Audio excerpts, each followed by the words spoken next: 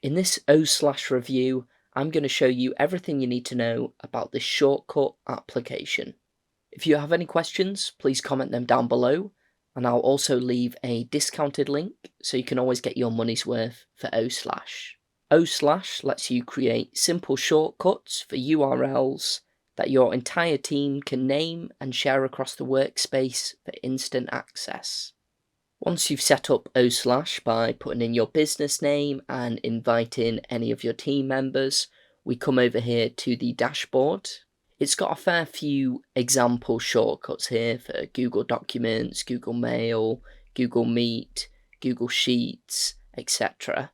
But if we go ahead and we go on New Shortcut, we can first enter our shortcut name, the destination URL, the description of the page, and any tags that we might want to add.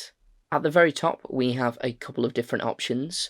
We've got public, so anyone with the shortcut link can view the page. We've got members in the workspace can view the page, or private, where only you can view the page. So I'm going to set that for members in the workspace. And once you're happy there, if you go ahead and click save, and as we can see, our first shortcut displays right here. Now, OSlash also comes with a Google Chrome extension. So, for example, if I go over to YouTube, and if I wanted to add YouTube as a shortcut, then I could click on the Google Chrome extension, and it comes up with that same section that we went to earlier. So I'm going to add the shortcut name, YT is fine. It's got our URL there, our description, and we can add tags. And then if I go ahead and click save, and now if we go back onto OSlash, we can see that it shows up in our shortcut section. As well as adding shortcuts, we also have the option to create a collection.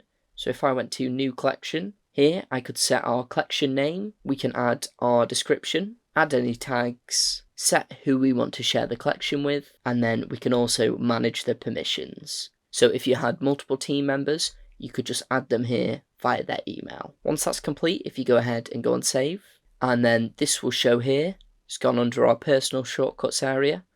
If we click on there, then we can add new shortcuts to this collection.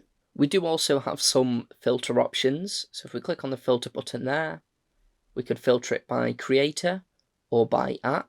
Next to there, we also have the options to sort it by alphabetical, by time. You could do last created, last updated, or the shortcut hit.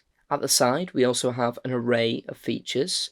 We've got workspace, that obviously is showing if it was for the workspace or if it was personal. We've got who created it, so obviously with those ones that I've added, it's got me there, but if it was one of the ones that we started with, that's down as OSlash.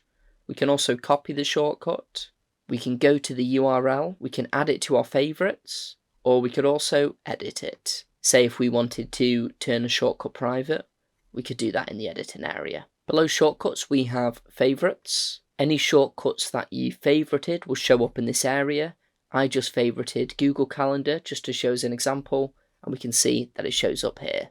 You can also filter this by shortcuts or collections if you favorited any of them. Below favorites, we have settings and members. Here is where you can set your workspace name, your workspace URL. You can manage teams. So obviously we've just got me there at the moment, but I could invite a teammate via their email, and I can also add a message to them as well. There is the option to invite them via a link, so you can allow any email address or allow anyone with a certain domain. Below there, we've also got general account settings. Below settings and members is tags. Any tags we've used on our shortcuts will show up here. So earlier when we did Amazon, we used shopping, and that's displayed here. You do also have the option to pin this tag if you needed to. Finally, there's the option to add a new workspace. If you wanted multiple workspaces, then you could set the workspace name, the URL, add your phone number, and the company size. And the company size where you can set it from self-employed all the way to 10,000 plus employees. And that's just about everything.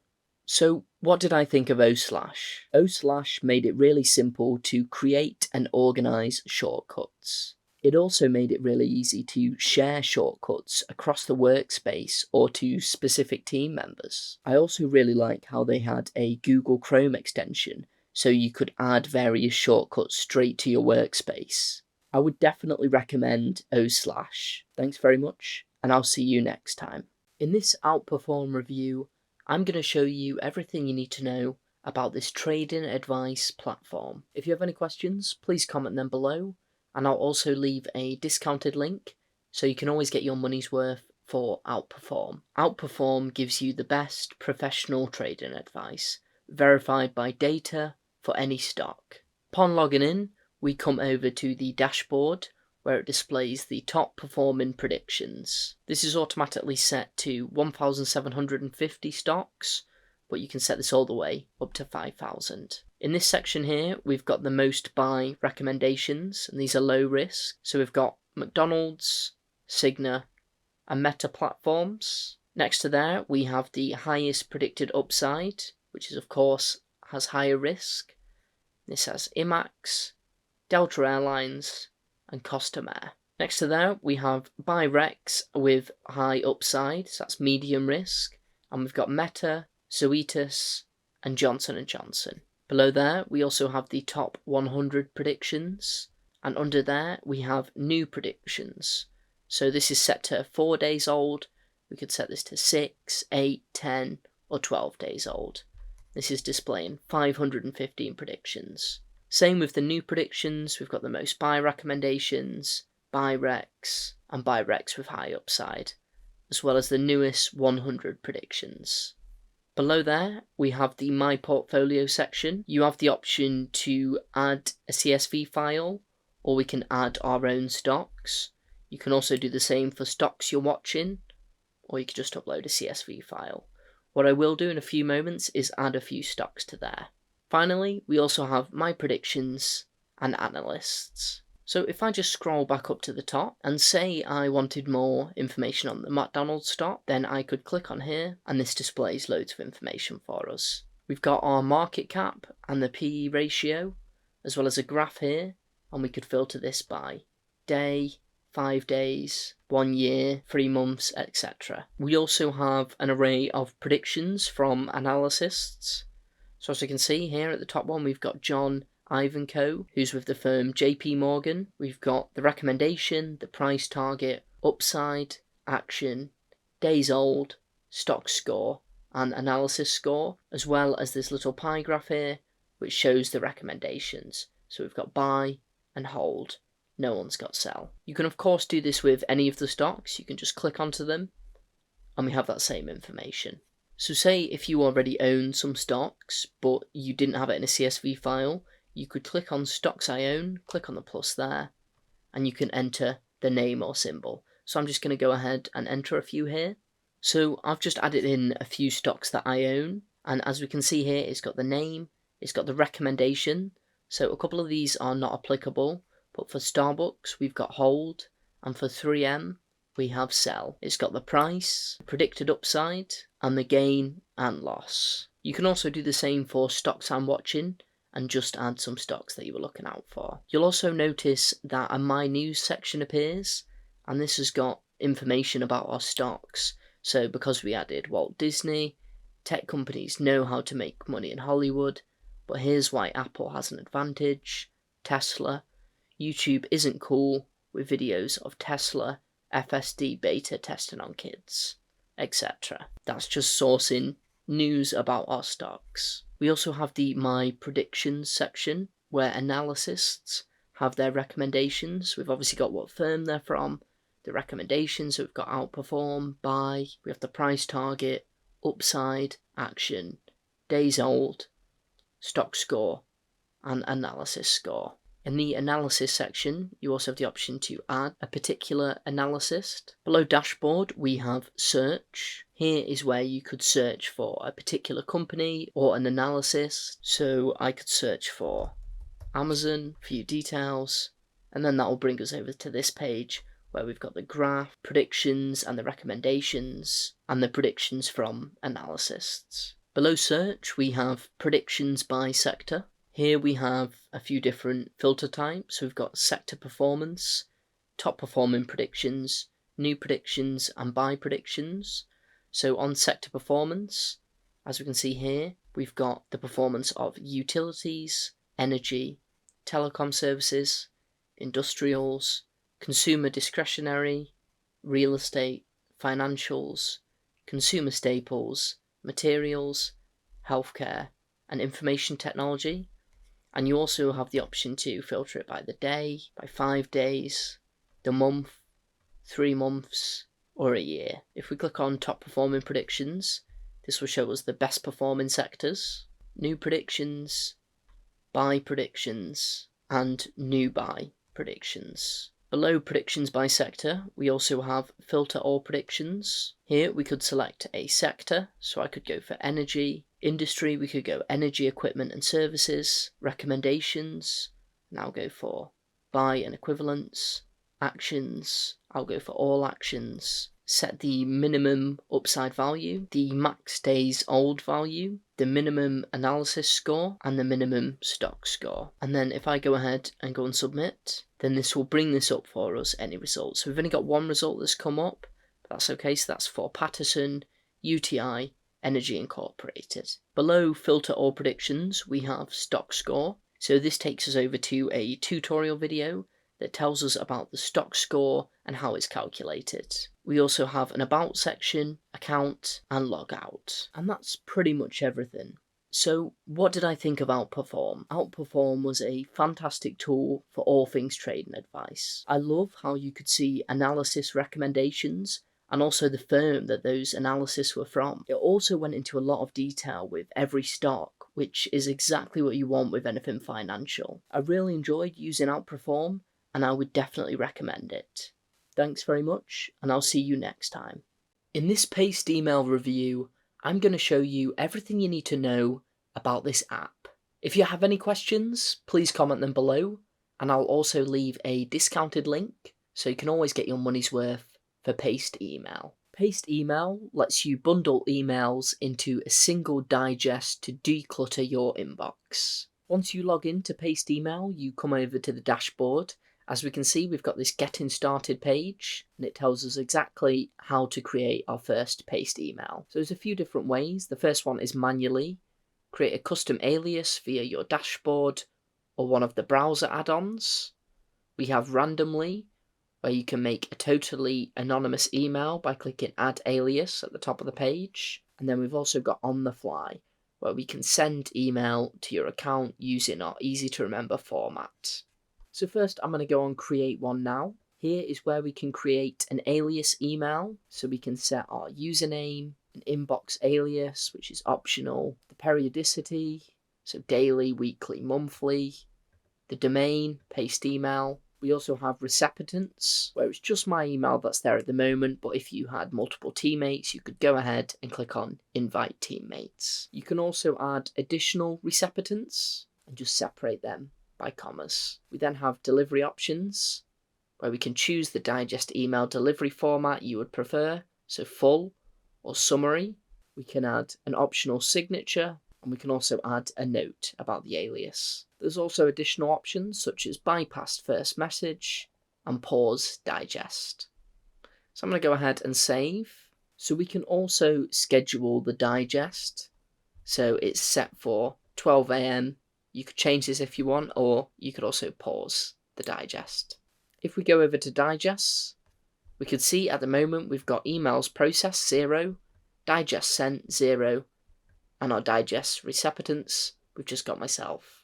So if we go ahead and go over to inboxes, as we can see here, we've got our active and our deleted. So again, we've got the emails process and the digest sent and the average emails or digests. This will work as sort of a summary of your emails. As you can see, we've got it set to all. You can also set it to daily, weekly, monthly, or pending, as well as sorting your emails by the alias, periodicity, pending, paused, created at, and updated at. We also have the option at the top to generate a burner, so we can create a random alias for daily paste emails, weekly paste emails, or monthly paste emails.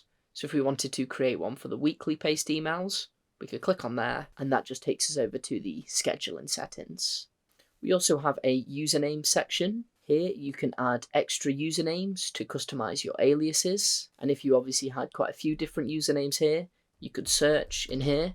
We've obviously just got the one, so that will show up there. You can also sort them via the username or when they're created at. Under usernames, we have domains. So here on domains, we can add and verify ownership of your personal domain names to use them along with the paste email. These would show up here. You can also search for them, or they will show up here. We have the all section, connected, and invalid DNS. Again, you can sort them by hostname, DNS status, or created at. Below domains, we also have updates, which will show any updates for the sites, and also help. And that's pretty much everything. So what did I think of Paste Email? Paste Email was a fantastic application for sorting your emails into a single digest. I wish I could have shown more of an example, but I just didn't have enough emails coming in. I also really like how you can set aliases for daily, weekly, or monthly emails. I did have some small issues changing the scheduling. I couldn't seem to change it from 12 AM. However, overall, I think Paste Email is a fantastic application, and I would definitely recommend. Thanks very much, and I'll see you next time. In this Paperbell review, I'm going to show you everything you need to know about this software. Paperbell is a CRM software that helps you sell and schedule your coaching services. Once we've logged into Paperbell, we can see it's got our 4 steps to make our account live. This includes create a package, add availability, connect your Google Calendar, and connect Stripe or PayPal. What I'm going to do first is I'm just going to go to Create New, click on there, select a one-time or payment plan or a subscription. I'm just going to go for one-time or payment plan. So first, you'll enter your package name, and then you can set the appointment details. So this is the number and duration of one-on-one appointments included in this package. So I'm going to go for 3 appointments at 60 minutes each. You do also have the option of adding an appointment with a different duration, and you can also add group sessions or files. We then have the checkout flow, where you can select either book appointment first and then purchase, or purchase and then book appointment afterwards. I'm going to leave it on book appointment and then purchase. You also have the option of redirecting them to a thank you page. I'm going to enable that, and then you would obviously just enter a URL for a thank you page. We then have the status, where you can choose from active, which says will appear on your shop page and can be purchased by anyone. We also have invite only, will not appear on your shop page but can still be purchased via a direct URL. And then paused, will not appear on your shop page and cannot be purchased. You do have the option for a purchase limit, so if you go on enable, you can set the maximum purchase count. And then there's also an expiry date, set an expiry date after which this package can't be purchased. If you enable that there, then you can select the date and the time. Once you're happy, if you just click save, here we have the pricing details. So you can set it as a one-time payment or a payment plan, which requires Stripe. You can set a monthly payment, number of payments, the frequency, and the setup fee. If you just go on one-time payment, then you can just set the price there. And if we go ahead and click on save, and then here we have the package descriptions. So you can first upload a cover image for your shop page. You can then add a teaser overview for your shop page, a full description, which is a long description that explains all the benefits of your package, and then your this package includes section. Obviously mine's been set at 3 times 60-minute appointments, because that's what we set it as. In all these text boxes, we can obviously set it to bold or italic. We can strike it out. We also have the option of attaching a link. We can set a heading, quote, bullet points, numbered points, and we can also attach a file as well. Once you've done that, if you go ahead and click save, here we can now see our package showing up. So it says Daniel's package. We've got a summary here where it says our total clients, our total sales, and some details about the package. You can modify this at any time as well, and that'll just bring you to the section we were at before. Next to summary, we have the pricing section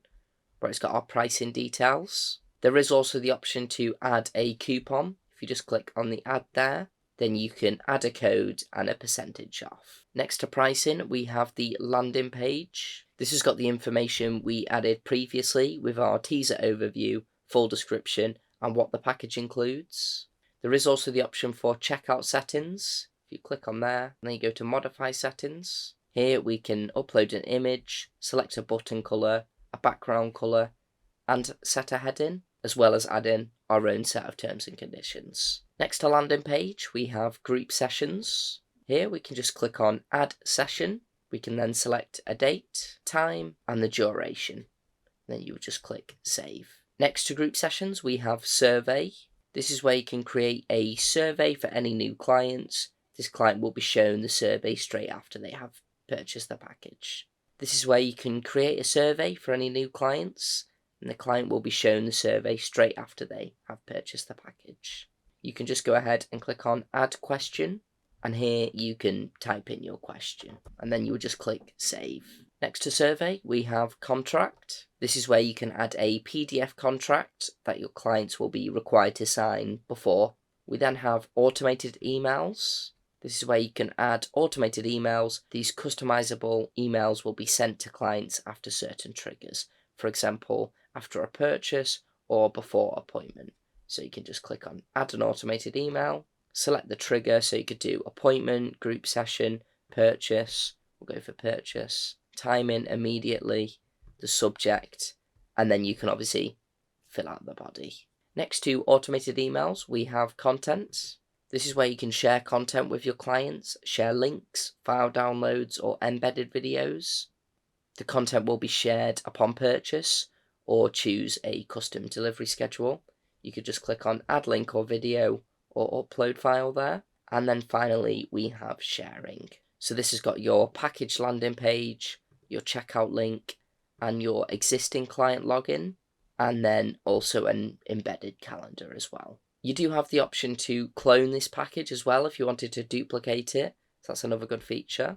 So now that we've completed our package, if we go over to appointments, at the moment, obviously, we don't have any appointments found because we don't have any clients. But if you click on book appointment, and then once you have clients, they'll show up here, or you can just click on there and you can add a client directly. Once you've added a client, you have the option of gifting them a package or sending them an email. If we gift them a package, you can select your package there, click on save, and then that will be sent over to them via email. Next to appointments, we have availability. Click on there. So this brings up a calendar, and this is where we can tell Paperbell the time blocks that you'd like to be available for clients. So we could click on Friday and just click on the plus, and we can add our availability there. So we could do from 9 till 5. We can also add on a repeat. So we could repeat every week or every 2 weeks. And then you can select for which package, all packages or selected packages. If it was selected packages, you just select your package there. Then you click save. And as we can see, that's showing up in the calendar now, and it's repeating every 2 weeks. You also have the option of viewing this as a client. So if we click on there, we can see it brings up the availability for the package. So for us, it's only got it available on Friday the 22nd, and it's got all those times available. Next to availability is packages, where obviously our package shows up. If you have a few different packages, you can obviously reorder it just by clicking on reorder. And we also have the option to modify the checkout settings or create a new package. Next to packages, we have clients. This is where it will show you all your clients. You have the option of searching them via their email address or their name and filtering it by package. You can also export a CSV of all your clients, or you've got the option to send an email or add a new client. Next to clients, we have sales. This is where it will show us all our sales for our coaching services. We've just got the one sale where we gifted a package to someone.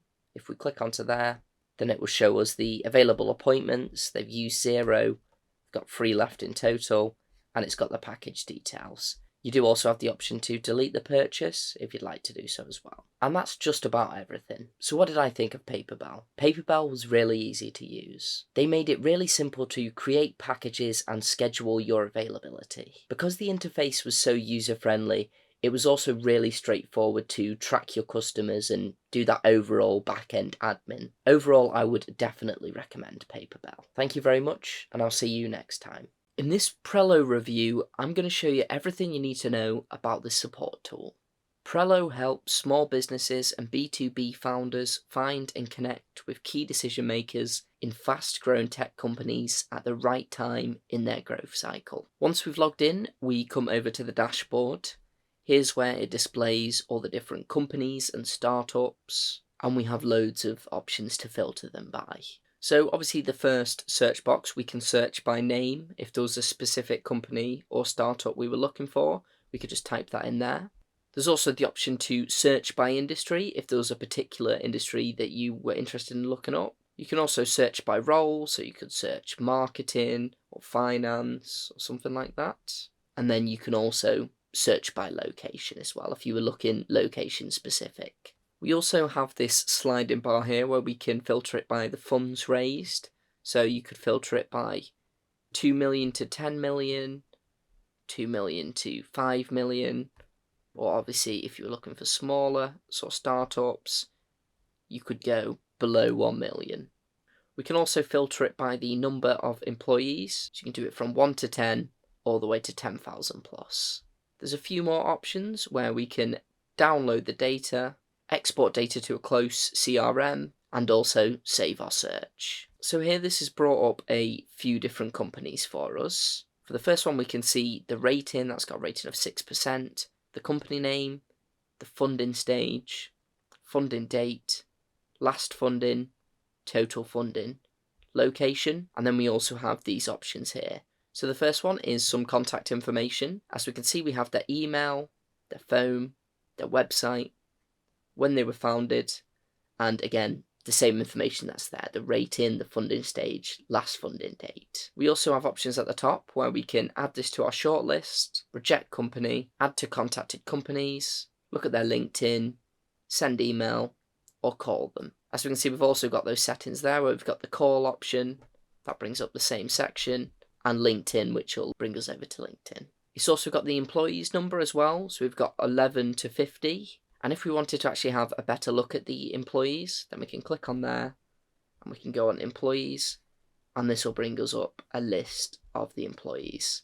We can get their contact information, or we can go on their LinkedIn. So if we wanted to contact someone specifically, you could go and get contact information, and then that will bring up their email. Below companies, we also have prospects. So this brings up an array of different people who it sees as future prospects. As we can see, it's got our first person, it's got their job title, their LinkedIn, the option to unlock their email, their company, location, funding date, and their last funding. If you were to click on them, you can also get their contact information that way as well.